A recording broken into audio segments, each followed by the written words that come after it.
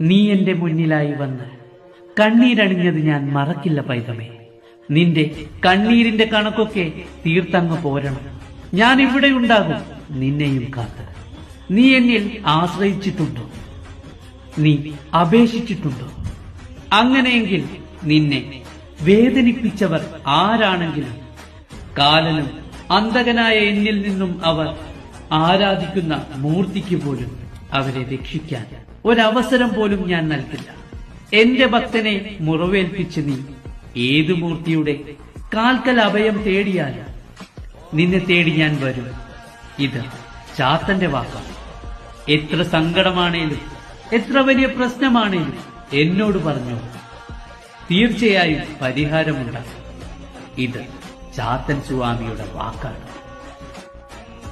വെള്ളി നിലാവും ഉമ്മ വയ്ക്കും ചന്ദനമേനി, ഓംകാരം മൂളും തെന്നലും തൊട്ടുതലോ